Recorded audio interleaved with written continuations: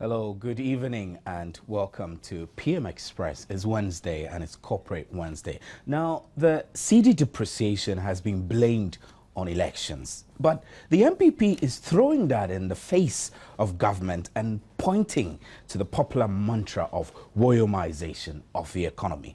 The IEA's running mates debate resurrected this economic issue that reigned for months on the airwaves. Now, tonight we'll put the answers in context and analytically break it down for you, our cherished audience.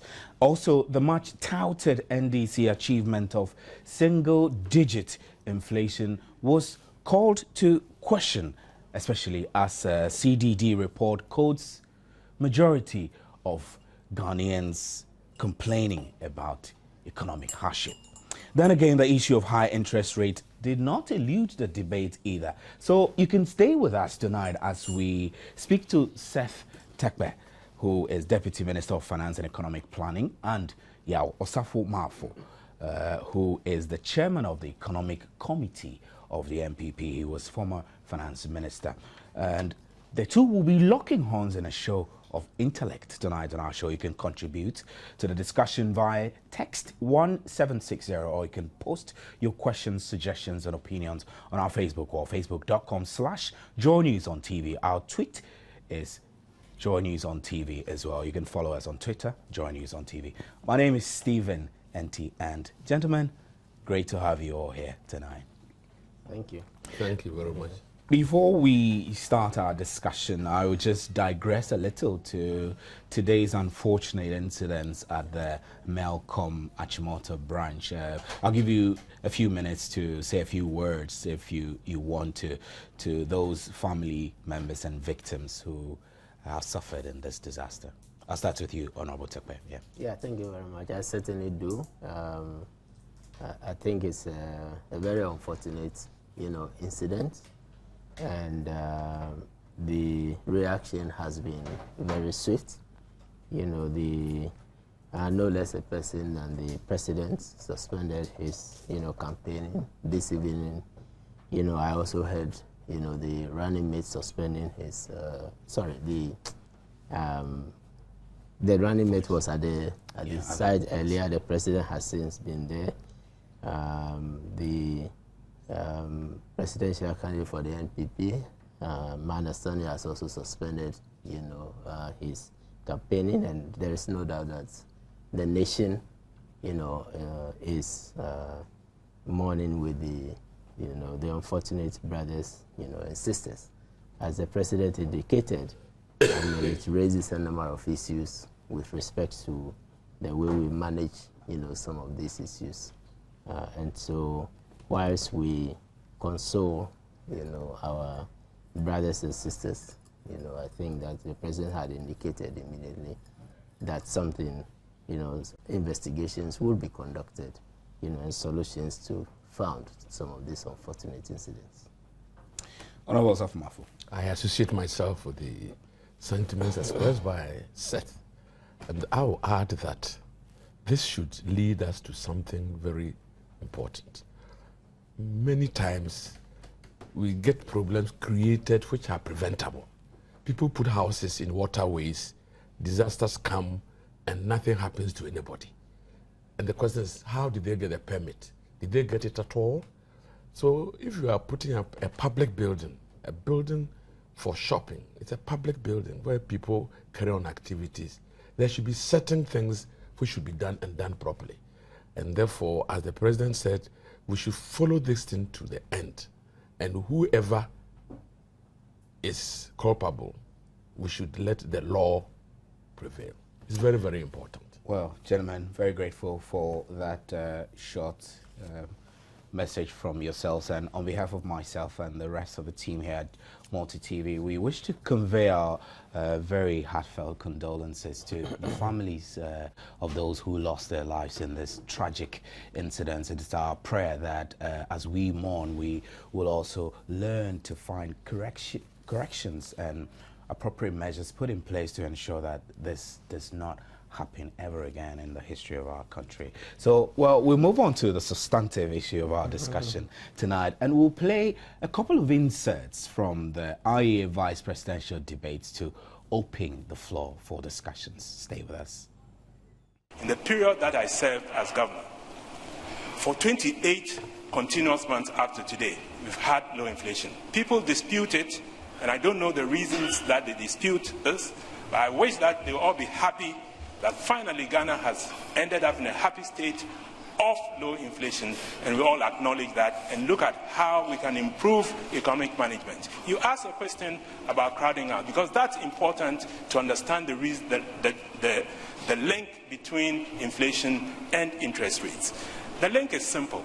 Over time, as inflation declines, interest rates should also decline, except that sometimes the expectation of the people who make those decisions about interest rates in the banks and so on, they're confused because there's so much noise about the inflation not being true that they think that maybe it's not true, and so let's keep interest rates up. So it is important for all of us that we allow the Statistical Service and the other technical agencies that are charged with this to maintain this. Because what I've heard is that people go to the market, to one market, three commodities, and say that the commodities prices have risen 300%, therefore inflation is not true. There are over 240 commodities all over Ghana that are surveyed every month. And that inflation comes out of there. And the methodology has not changed. So cocoa prices have virtually doubled, gold prices have virtually doubled, and we have become an oil producer. And why would the exchange rate be depreciating with such good conditions relatively? And the answer is quite simple. The management of the economy has been poor. If you look at macroeconomic stability, your low inflation is supposed to help you achieve price stability and exchange rate stability. But the macroeconomic stability that we have been presented with is very much at variance with our experience. And so what we are seeing is exchange rate instability. The excess liquidity that was in the system, the Bank of Ghana is financing on a weekly basis about 60% of the borrowing requirements. The depreciation was an expression of a lack of confidence in the management of our economy. And if you pump in liquidity through acts like the Wyomization of our economy with injections of liquidity for no work done, you should not be surprised that your exchange rate is depreciating. And then we have an issue of excess borrowing. This government has borrowed more in 4 years than all governments put together between Nkrumah and Kufuor. This puts a lot of pressure on our ability to service these debts, because even though the numbers statistically may look okay as far as your thresholds are concerned, they only look okay because of the rebasing of the economy. The debt to GDP ratios today would exceed 60% if it were not for rebasing. So it is not an instant thing. When inflation goes down, immediately interest rates go up, because the banks may have given loans to people over a number of years, and it has to end before they can reduce the price that they give to people. It is true, we have had low inflation. The government has borrowed, and that has led to a crowding out, and therefore interest rates have not come down as fast as they should. But we should not then say that because interest rates have not come down, therefore it is not true that inflation has not been single-digit. The issue of single-digit inflation has become a curiosity in Ghana, because inflation, you want low and stable inflation for 3 reasons. You want low and stable inflation to be able to reduce the cost of living. You want low inflation to be able to bring down interest rates. And you want low inflation to be able to maintain exchange rate stability. And ultimately, all of these conditions will help you grow jobs and increase employment. What we see in Ghana is that we have maintained for a long period of time single-digit inflation. But the curiosity is that the cost of living keeps going up. The interest rates are going up. Today, in fact, interest rates at banks are over 30%.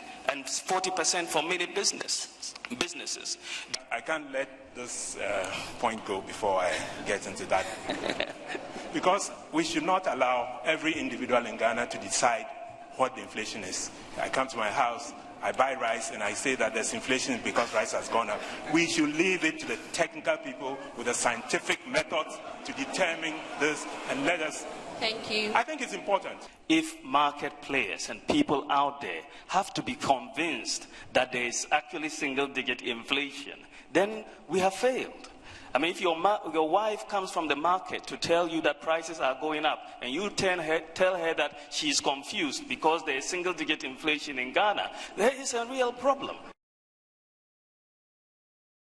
Welcome back to the studios. Before we launch into the real discussion for tonight after this video, I want to go back on the telephone line to get in touch with our roving reporter on the ground at the site of the Melcombe shopping mall collapse for an update. Good evening. Good evening, Adelaide. Good evening, Steve. What more can you tell us about the incident? Yeah, at the moment, one person was just rescued and has been rushed to the hospital. They are trying to remove some of the rubble from the top using a crane. So that's actually what they are doing now, trying to drill a hole so that they can reach the people who are still trapped. Because they said some people in there have been trapped with some of the concrete walls. So they want to get in there using concrete cutters to cut those to be able to remove the people. So at the moment, they are trying to dig through it. And I spoke to the CEO of Malcolm earlier, asking the thing, and he told me they rented this from a man called Nana Bwedu, and they've been trying to reach the man since morning, and he is not answering. So at the moment, rescue work is still ongoing. So then, if we add the recent person that has been rescued, then the number goes to 58, because earlier the Greater Accra Regional Commander told me they've already rescued 57 people, of which one person has been clinically confirmed dead. Thank you very much, Adelaide Arthur, for that snappy update from the Melcombe Achimota branch site where the building this morning collapsed, and as you heard her say, 58 people have been rescued with one clinically pronounced dead. So I reckon that works up to 57 people rescued alive so far. Right, so gentlemen, grateful for your patience for us to go through all this. So we heard those exchanges at the IEA debate, and I'd like to start with you, Honorable Osafo Marfo. Isn't it true that the CD4 can be blamed on the election year? The answer is yes and no. Certainly, election year creates certain anxiety in the system, particularly where discussions on air and elsewhere create a problem of tension. Then there's a likelihood that certain people may decide for their own security convert some of their assets from cedis to dollars. I expect that it would happen. But there's a limit to how much that alone can cause depreciation of the currency, because we have had 5 elections, and this is the 6th one. And a certain portion of the depreciation will be due to this kind of anticipation of election anxieties. Election anxieties. Thank you very much. So yes, and no, because there have been election years where the depreciation has even appreciation. In 2004, and it was solid. You see, and you must compare 2004 to 2012, because this was the first term of a government. The anxiety is not as strong as the second term, because when you are doing Kufuor's first term was 2004. And President Mills / Mahama's first term is 2012. And therefore, if you compare the two, you will find out that in 2004, there was really no depreciation of the currency. So if I understand you, are you inferring that the NDC government possibly is not being very truthful or honest, saying that... I wouldn't say that. They are putting too much emphasis on the election anxiety for the depreciation. There are other factors. That's you what think I those want are the us. factors they are not telling Ghanaians, right? Not that they are not telling Ghanaians. We should find it out. Right. You see, every government, and we agree, yeah, we both of us will agree on certain principles. Every government works to achieve low inflation all over the world, because low inflation brings in certain advantages. Otherwise, why should every government work to achieve low inflation? I, as minister, tried to get a single-digit inflation. I got as low as 10.2. I didn't get that single digit. But the aim was, and I projected that by What was your 2000 difficulty? Why couldn't you get a single digit? the program 10.2 is not single digit. No, it isn't. Yeah. The program I had, single digit, was online in 2006. I left 2004. So I wouldn't want to put on nobody. But if I had, it was 40.5 when I took over, and you use your budget, your fiscal policy, your monetary policy to work out the inflation. And virtually every year I achieved my target. And I was hoping that by August 2006, I will have single digit inflation. I was not in charge of the management in 2006, but it was never achieved. You know. But the most important thing is that every government tries to get low inflation rate. And therefore, we should say kudos to NDC for getting single digit inflation for 26 continuous months. What is puzzling? Is it fair for me to infer that possibly the NPP didn't do much in bringing inflation to single digit, that the NDC has done better? No. Right? The factors like don't forget we were in HIPIC. So circumstances that we found ourselves were very different from now. And foreign exchange earning during our time was also very bad. Cocoa prices were not as high as it has been under NDC. Gold prices were not as high as it has been at NDC. So you can't really compare the two specifics. But whatever it is, the most important thing is that we aim at reducing inflation. And we brought it from 40 to about 10. We left it at about 18.1 when we were living. But why do we go in for low inflation is the fundamental question that we should all answer. We do so because low inflation gives you low interest rates. It does everywhere, in Japan, in Germany, in Brazil, everywhere. In the moment you bring your inflation down, it affects interest rates. Low inflation also brings you currency stability. And this is not Ghanaian situation. It is a world phenomenon. And that is why everybody tries to bring inflation down.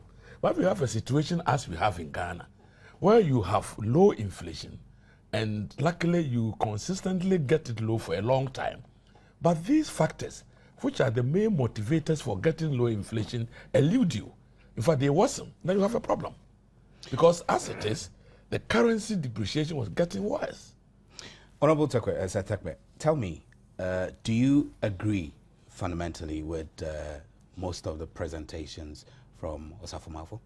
Well, obviously. I mean, if you talk to any economist, if you talk to any manager of the economy, as the Honorable Minister, said, it is a goal of every government to attain low inflation, low interest rates, to get growth, going, to create jobs, infrastructure development.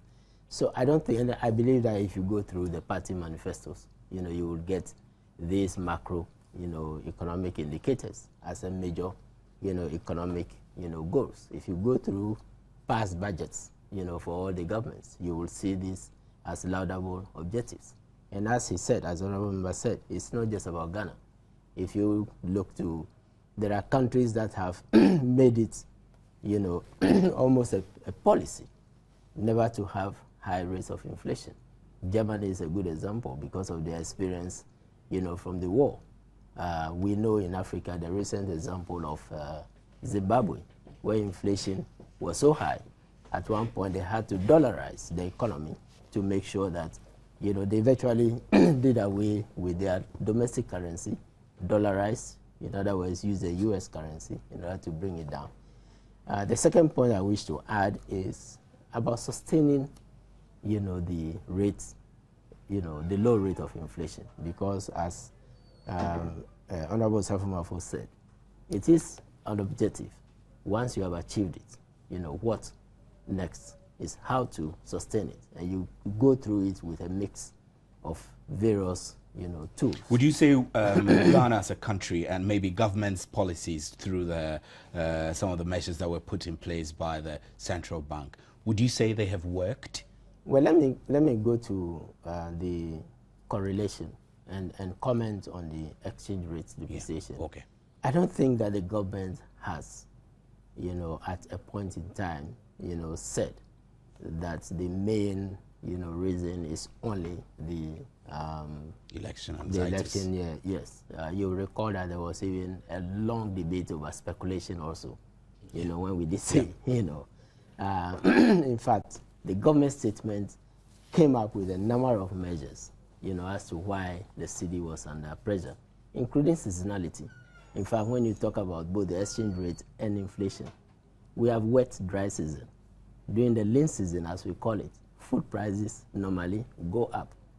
And when food prices go up, the food index in the measurement, what is used to measure the rate. But these are anticipated factors, really, which shouldn't be a bigger deal than the election anxiety, for example. Well, yes and no. Management of the economy can sometimes be very difficult. You don't control, for example, you don't control drought.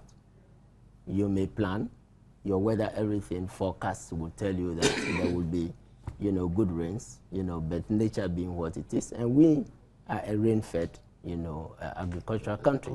We are trying to change that, through irrigation and other means, through buffer stock policies and others, which are some of the measures that have helped the recent, stabilization. Similarly, with even a foreign exchange situation, everybody knows that during the cocoa season, we sell cocoa, and it brings in, but then you also have to pay cocoa farmers. So you have the two, the two things playing at the same time.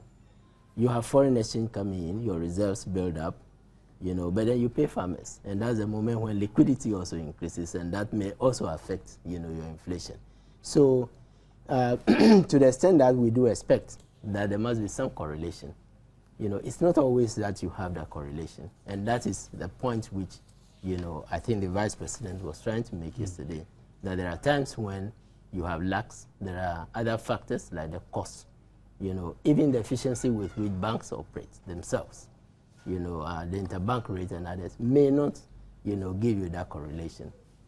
And so, by and large, yes, I do agree, with the points that the honorable member, made. It is laudable as a nation, for us to get, many East African countries do have low rates of inflation. It has helped them. So if we can achieve low rates of inflation, I think it's a good thing, which we must pursue.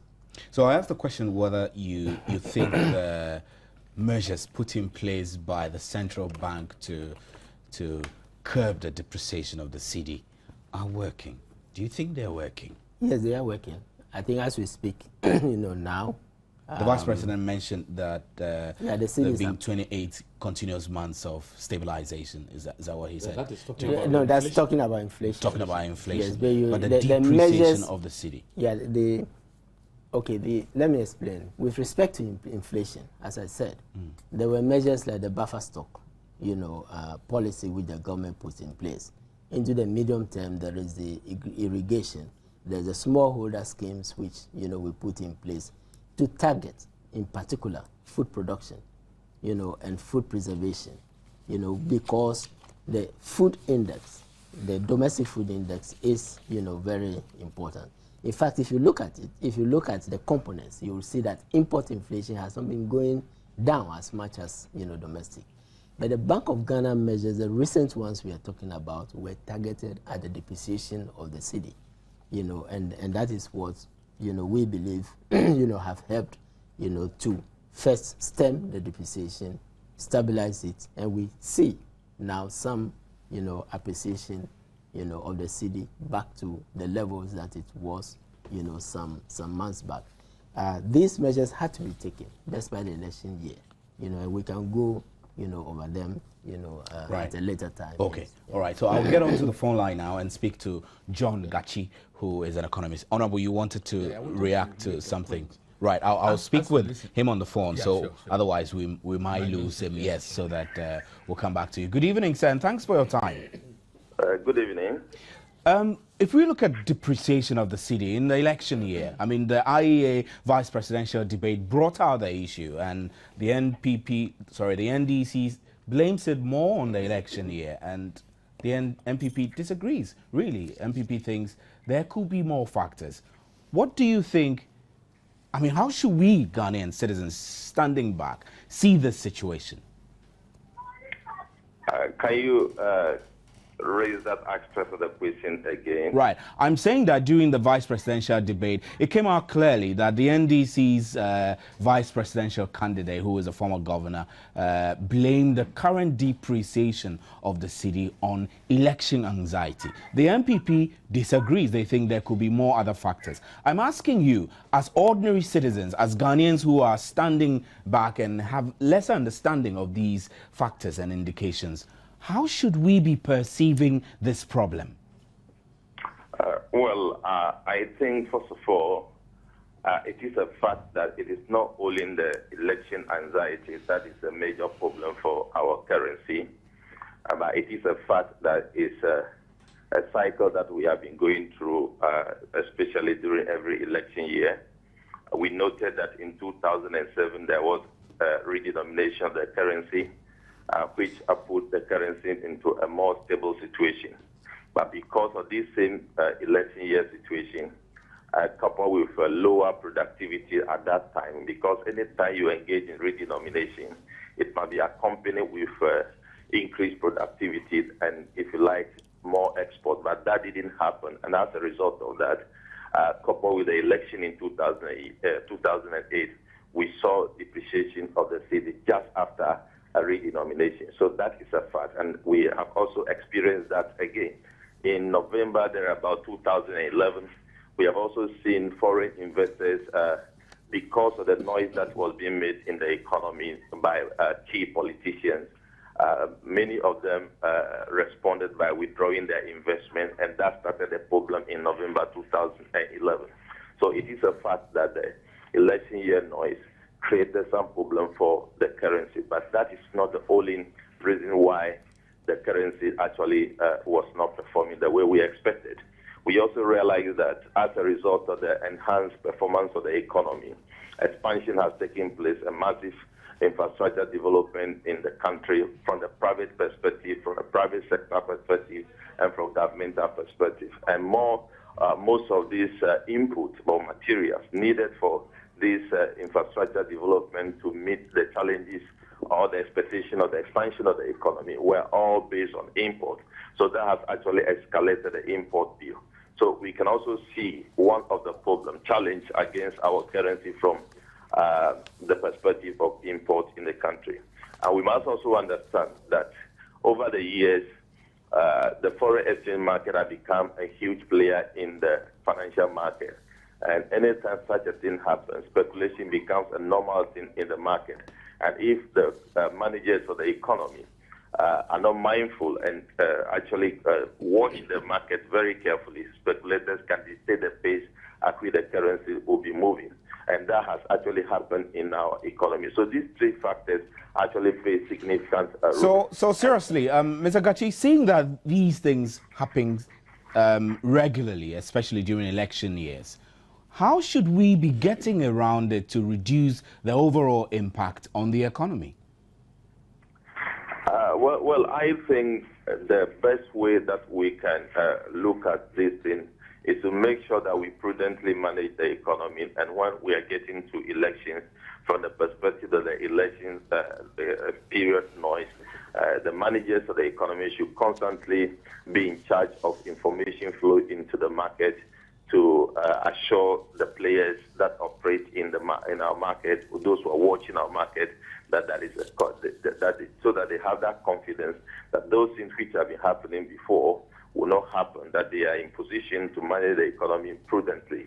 But there is one thing that is very difficult to control. You realize that when it's getting to election period, most Ghanaians, from the private perspective and even businesses, would like to contribute to political party activities. and that you have very little control over. And most of these people actually increase the expenditure at getting to election year.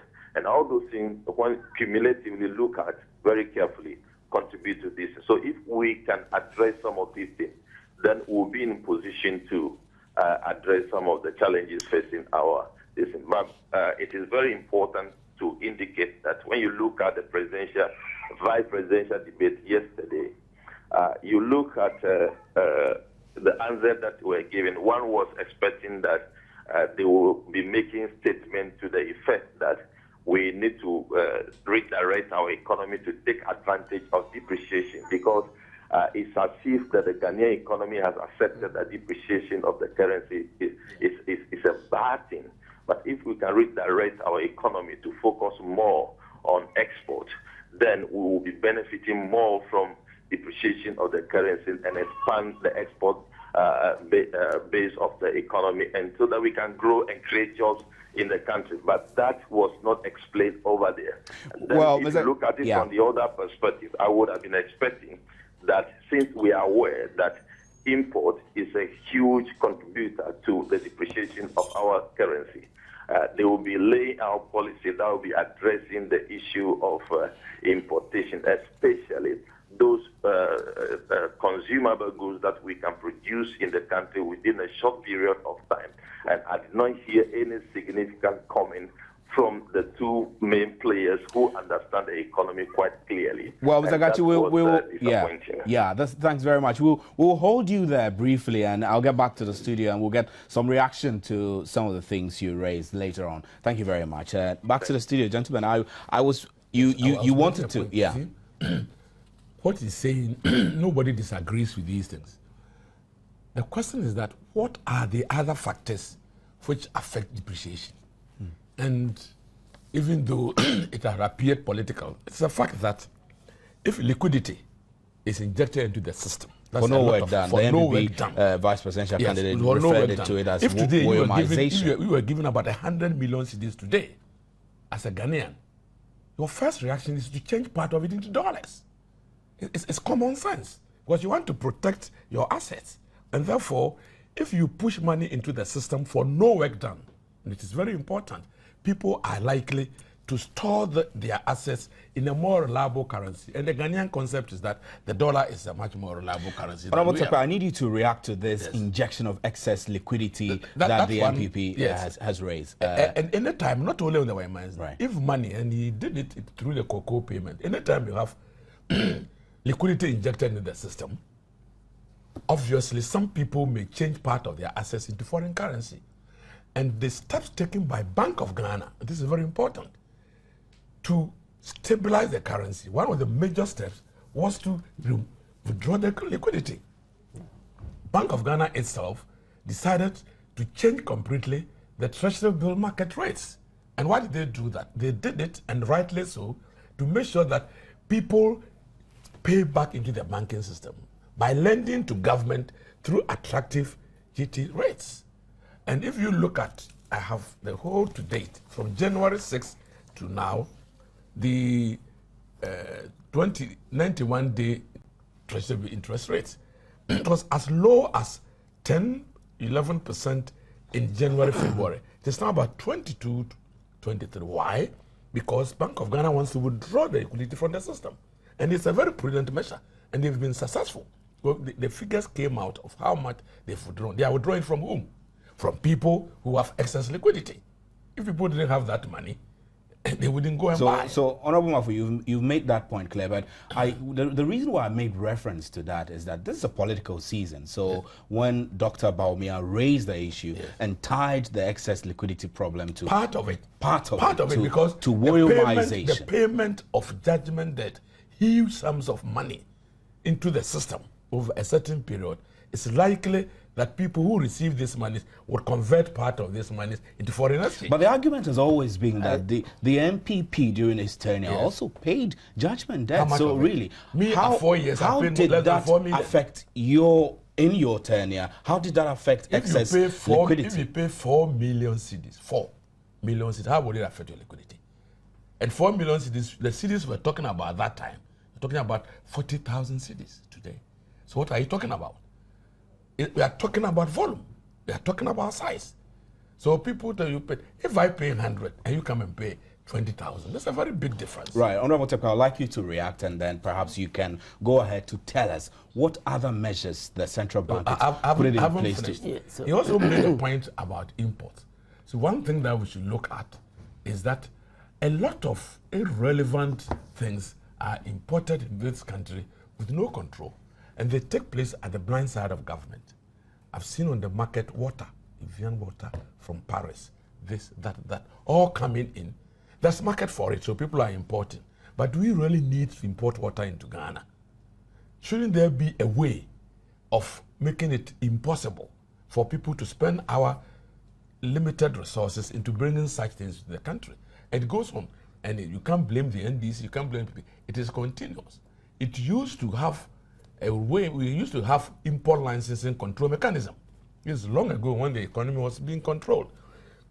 But since we liberalized, we have not put into place checks to minimize the way people bring in certain things from our blind side. I need Mr. Tepka to respond. Otherwise, you take the win out of the sale. I think it's the points that were made by the two gentlemen tells us also the issue of correlation. When the central bank, for example, as Honorable Safumafo indicated, decides to use the treasury bill, the treasury market, to arrest a situation, that is one indicator where you wouldn't have a correlation. That's the point I was making, that it is a policy instrument, and therefore you don't always expect that correlation. Let me give another quick example. Currently in the EU, everywhere, interest rates are very low, very, very low. What does the theory tell us? It tells us that when interest rates are low, that's when private sector, borrows. And that's when a lot of investment takes place. And that's when growth of the economy takes place, employment. We are not seeing that. Central banks have poured money into the economy. Why are we not seeing that? Because you are dealing with a complex, you are managing an economy. And for as long as there is lack of confidence in the economy, in their case, banks have come out of a financial crisis and are themselves fixing their balance sheets and other things. They wouldn't ordinarily behave the way you would expect when there's a low interest rate. But let me go back to the question. It is not liquidity for nothing. I think it's very important that we look at some of the factors, and I believe that the Honorable Savumafo will agree. For example, single spine. This was a policy, that we all know was approved, very late in 2008, going into 2008, exactly, going into 2008. And the funding was left to your government when you took over? Well, the point is that there were funding mechanisms in place to make sure that takes off. I think let's stick to objectives. Let's stick to the issues, because, otherwise then you polarize, the discussion unduly. You need productivity in the public sector. You need to reward, public servants, right?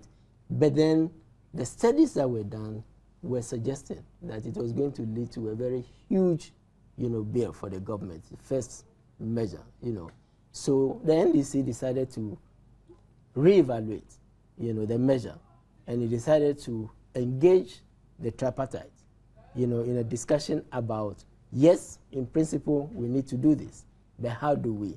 It resulted in a migration, it resulted in arrears payments. We all know that the bill became so big that we had to defer part of the arrears into this year, right into the election year, when you have the seasonality and other, issues. It would have been, counterproductive if you had done it earlier too, because of, certain indicators, factors in the economy. So that is one reason. You wouldn't say that all of that is for nothing. All those payments are for nothing. Yes, it did put liquidity into the system, but in our collective wisdom, it was decided that you need to motivate public servants. Some are of the view that, it is too high, but that is a policy decision, and that is, one. Then there was the issue. I think the Honorable Savumafo again, will bear out. We have often done our budgets on a cash basis, as a result of which we do not have a full evaluation of the pipeline And I'm aware that when he was foreign minister, he attempted, finance minister, he attempted to tackle this issue, you know, to understand, you know, what is it in the pipeline that we have which keeps pushing, you know, government expenditures, right? When that's the launching of the gift mix, which was a follow-up to the BPMs. Now, one of the things we found out was that there was a long queue of projects by the MDAs, some of which contractors had borrowed from the banks, and it was beginning to affect the banks, because when you borrow from the bank and you don't pay, you go into the non-performing loans. So the government decided to issue bonds, you know, one, to complete some of those projects and to pay off the arrears. I think we have discussed this in various budgets, so one would do not, you know, again, are the payments to these contractors, you know, and to the employees who work for them, work for nothing, the completion of the Medina Road, you know, the continuing work on the Medina Road, Apejua Road, Sufu Line, and others. You know, are they so work these for explanations nothing? you're putting forth are just trying to justify the liquidity I'm problems that the government yes. has on its hand and how you're handling it. It Yes. doesn't look like the problem is going No, away. but that's where the measures come in, you know, and it wasn't the measures, you know, for both, you know, at least, okay, let me just gather my thoughts. Yeah. You know, as the liquidity, you know, goes in, as the Honorable Minister said, you then move in the central bank, as well as the Ministry of Finance, moves in to mop, you know, that liquidity. Okay? If arrears are due, do you tell workers that you are not going to pay them? It is a contract. But then you take measures immediately to mop the liquidity. This were being done in an election year. So when it comes to the depreciation of the cedi, it wasn't just, by the way, the reason was not just one of election year. Yeah. We had explained that, you know, the economy is also changing. We have become an oil exporting country. The imports are not all consumption. I would agree that there are imports that are not, you know, necessary. But there are imports, yes, but there are imports that are also necessary. That are key. Essential capital, imports. yes. For the oil and gas, industry, yes. you know, industry. Our economy, you know, is changing. We have become a middle income country. Expectations are high. You know, it is all, inflation is partly about expectations. You know, so there's a bullish activity that is taking place in it. That's one. We have also said that as a result of Ghana becoming, the economy becoming stable and stronger, Ghana had come to the periphery of an emerging country in Africa. There are 11 countries that have emerged. Ghana is one. So speculators begin to look, you know, at the country, and they speculate in your currency. So there was some counterparty activities that were taking place. There was, and it led to forest manipulation. You know, the measures that sanctions that were taken against certain forest bureaus. So there were quite a number of measures. If you look at what the central bank said, you know, reasons why we had that situation. The measures themselves, apart from the interest rate which we are talking about, as the honorable member said, also tackled the issue of the nature of foreign currency dealing, the reserves. You know, we had increased the reserves to about 5 billion. Initially, we moved in quickly, together with some swap arrangements, you know, to, whilst the long-term measures come in, you put more liquidity into the market. It lowers your reserves. But we have built up the reserves again back to about 5.2 billion, you know, as we speak. You know, so these are some of the measures. And then the dollarization, the Bank of Ghana issued, you know, statements quite recently about the dollarization. The issue is that, you know, those who charge in dollars are also looking to government agencies. You know, for example, one typical example, if you ask Chief Doring and other charges to be quoted in cedis, they are saying that Ghana Ports and Harbours Authority is also charging in dollars. Okay. So do they pay in cedis? In other words, we've been doing certain things for a very long time. And you don't want to create panic. So you want to evaluate the situation, you know, properly. You know, so it means that our way of doing things must change. And definitely. Who has the leadership to drive that change? Yeah, we have used certain instruments. For example, in 2006, 2007, as a result of the high commodity, you know, prices, which led to high inflation in the country, high prices, we reduced tariffs. For example, in 2009, we restored those tariffs to protect, you know, because there was a tendency for us to import everything, rice, everything. We restored those tariffs, as a result of which domestic rice production, has been picking up. Yeah, it's been picking up. So there were a range of measures, not just one measure, and there were a range of reasons, not just one reason. Right. But of course, in the course of the debate, the most attractive one will be speculation, or, and that is what is hammered, on. Now, at the IEA vice presidential debate, Dr. Mahmoud Bawumia said that despite the single-digit inflation, people are complaining. Now, we tie that in with a recent CDD report that points to the fact that 63% of Ghanaians are complaining about the economy. So, really, Honorable Tekpe, is there some fundamental truth in Dr. Bawumia's claims that despite our claim to single-digit inflation, people are still complaining of hardship? How do you explain this to the ordinary Ghanaian, that we have single-digit inflation, but things are really expensive? And I feel the pinch. A lot more people are also feeling the pinch, I guess, as well as Dr. Bawumia feels. Inflation is a measure of the rate of change of prices. That's the first point. Secondly, it is a representative, basket of goods. It does not represent every single commodity. It would be grateful if you could speak up a bit. Yeah, okay. Thanks, yeah. It does not represent every single commodity, on the market. It points us to where the economy, is headed. And therefore, you do not have a one-to-one correlation that when there is, inflation, a reduction in the rate of inflation, then, commodities would have to go down across the country necessarily. It's a trend. And yes, that is what's outcome. So you could have maize in Accra being very expensive, but you could have maize in Techiman, not being that, that expensive. Secondly, I don't think that we are talking about inflation being the only factor for hardship in the country. There are people with low income. Let's admit it, disparities of, in income. This is why every year you increase the minimum wage. But there are workers who earn below the minimum wage. That's the statutory wage. But there are workers, and maybe that is what the employer can pay because it's an SME. For those people, who have to really live on what we call a shoestring budget, their circumstances, would be difficult. And it is for those people also that welfare schemes are put in place, from health to education, to cushion them. We use our tax instruments, for example, to exempt their income from taxation.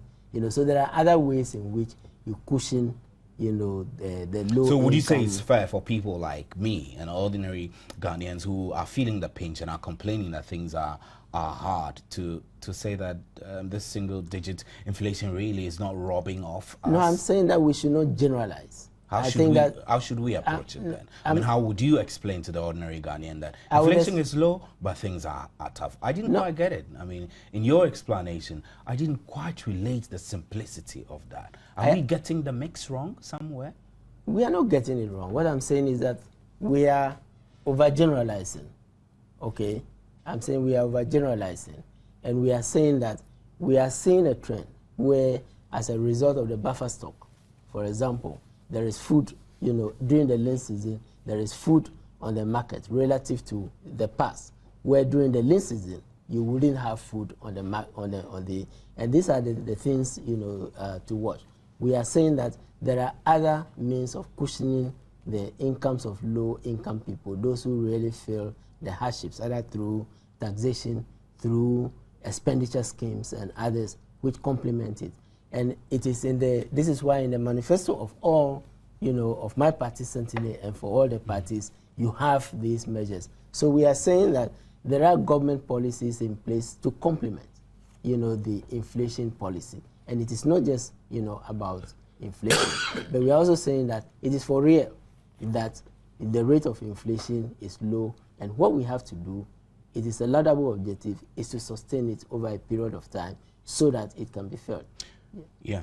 So, sorry, continue, sir. Yeah, no, finally, what I need to say is that there are countries where inflation is very, very low. In fact, there's even deflation in certain countries. Yet there is hardship. If you don't have a job, for example, if you have a very low income, inflation can be near zero. You still find it difficult to put food on the table. That is not a factor that is really necessarily related to inflation. The solution is to grow the economy. In that instance, create more jobs so that the person without income who is finding life difficult would be able. But there are no jobs, really. There's jobless growth. No, there are policies. If in we this have time, country. no, the jobs have been. There are policies. For example, if you look at And all the policies infrastructure, are not yielding the results. I am saying that there are some results being yielded. Honorable Safumafo, do you think the NDC has anything to celebrate when it comes to economic growth, seeing that we're even questioning this whole low-digit inflation? I think, as Seth pointed out, you see, the measurement of these prices relates to a basket of certain number of goods. And the basket has been reviewed, right, Honorable Setepe? It's being reviewed. It's been reviewed. It's very right. important. I think we have all tried to avoid that. Look, if that basket contains Milo, but not Apim, if that basket contains butter, but not flour, if that basket, and I know it doesn't contain cement, and then you're talking about housing, so it should contain things which are relevant to the living conditions of the ordinary Ghanaian. That is the only way the appropriate rates can be worked. And services have become dominant. Dormant, you see. Yeah. And that is the whole economy has changed. So when we talk about inflation not having the relevant effect, we should be talking about the measurement. And I certainly think that that measurement must now be looked at again because the economy has changed. And if you look at it again, the figures we are getting will be different. Nobody is blaming the government. Different, higher or lower? It's likely to be higher. And the government statistical office, they've used the same method to calculate the inflation over the period. So nobody. When you were in office as well. So I have no difficulty with that. But if your basket has no relevance to the living conditions in this country, we will not get the desired results. Then two, depreciation has a faster effect on pricing than inflation. That is, an inflation is just. But like we heard John Gachi saying, we should not only be thinking about the disadvantages of depreciation. Thank you very much. We should find out policies, to focus on the advantages. There are policies of governments who decide to even depreciate a currency to stimulate the export sector. And but that should not be hidden. Have we done that in Ghana? Before? If you want to do that, it's never hidden. It comes out and you really talk to your export sector, bring them on board, finance them to do the export, and then lower these things to enable them to take advantage. But if you don't do anything like that and you hope that it will affect that sector, you have a problem, and that is what is happening. But as I said, in terms of export, the difference between our import and export continues to be against us. We are importing more than we are exporting. We have huge deficit, which is growing annual basis. So you never really use, under such circumstances, depreciation to resolve exports because of this difference. You want to react to that, right? Just a quick one, yes. Yeah. The Vice President actually alluded to that fact, and I think that Dr. Baumia commented on it. He did mention, he used cocoa as an example, and he said we were paying more to the cocoa farmer, but the city was depressed. So we were getting to the point where the incentive was not going, it was going to be difficult to maintain the incentive. But as a result of the depreciation of the cedi, for example, it was easy for government to continue, to pay the cocoa farmer more. That is a very good example. Another policy measure is the ED fund, which has been including agriculture to boost exports. So yes, there are benefits to depreciation. The difficulty is that as a developing country, we import so much that immediately you allow the currency to depreciate, it has a direct impact, whether you are importing raw materials, capital goods, or consumer goods. And therefore, there is that balance. And therefore, the weight of imports tend to, be one factor that has to be watched, sincerely. But as the Honorable Osafo indicated earlier in the discussion, we ought to use instruments like tariffs and the rest, to also stop the importation, dumping and others of unnecessary imports into the country and boost our domestic, production. Well, I have a couple of messages from our audience, and it's fair for us to read some of them before we wrap up the discussion. Desmond Tuilazi says, Williamization of the economy, if that's all the solution Baumia has to offer, then it's better to stick with the NDC to manage our affairs And then he goes on to congratulate Obama for winning the U.S. elections. And then David Uche says, wow, this is a must-watch program today. Thanks for the thumbs up. And then Ghana Ba Jr. Ghana Ba says that it's time Ghanaians stopped patronizing political parties and vote on conscience and conviction. NDC has woefully performed in all facets of the nation's affairs, yet you have people who think a second term for NDC is right. When will we arrive? Wow, I'm so excited to see Osafo Ma for this from Amina from Nima. The real economist, I know he will expose the loopholes in our current economic crisis. I haven't heard that the loopholes yet anyway. And then did MPP pay any judgment debt during their tenure? Why was Vodafone sold and what was the proceed used for? Papa Ni Seshiri also says the fact is that the NDC government is too poor. Well, I don't know on what basis you make that judgment. And this one from Joe Banye, where he says that the Malcolm tragedy should be a matter of concern to all Ghanaians. For that matter, more grease to the elbows of President Mahama for suspending his campaign to come back to Accra to visit the victims. And this one from Marcus, USA. Marcus from WA, I beg your pardon, says the NDC claimed that they have attained a single-digit inflation, yet Ghanaians are crying. Nanado is our savior, you say. Silvanos Akosu says, seriously, MPP is too desperate for power. It is like if they don't get it, they will die. And Bonti Benjamin, you say Ghana's economic meltdown is as a result of poor leadership within the past 3.5 years. How can a nation resort to such reckless borrowing and invest our resources in dubious settlement which does not enhance the output of our nation but affects the ordinary citizen on the street? Ghana deserves better. An MPP could not hit single-digit inflation due to rising international price of crude oil to $147. This is from Ijari from Kumasi. Desmond again, well, we've read that already. And Dixon from Pong, you say MPP is the best party for Ghana and is the only party that can change Ghana from this level to another level, from the Woyomization state of economy to Nanamization state, that is the free quality senior high school education. Well, Kwabena Mreku says Osafo, Mafo and Baumia are right. Too much Woyomization is causing a lot of damage to our economy. NDC and its intellectuals. I'll not use that word you used, I beg your pardon, Kwabena Mreku. And then Godfred Nana Aqua Obrimpong says, we, the youth, will not make any mistake again. Because of the economic hardship of this country, we will definitely vote NDC and John Mahama out. Shame unto them. I'm sure you've all heard one comment or the other. Quickly, do you want to react to some of them which sticks to your memory? Otherwise, we'll move on with the discussion.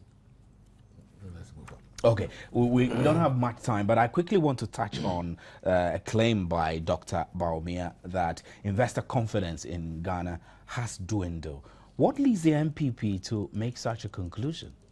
In fact, we were, and I was particularly worried, among the measures introduced by the central bank or the government to stabilize the currency was some levy imposed on foreign exchange holders in the banks.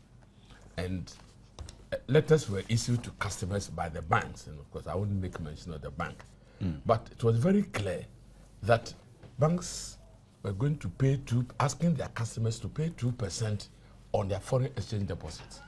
We've made so much effort in this country to make people have confidence in these things, and a lot of Ghanaians, including the ordinary worker, have deposited dollars, pounds, etc. in banks.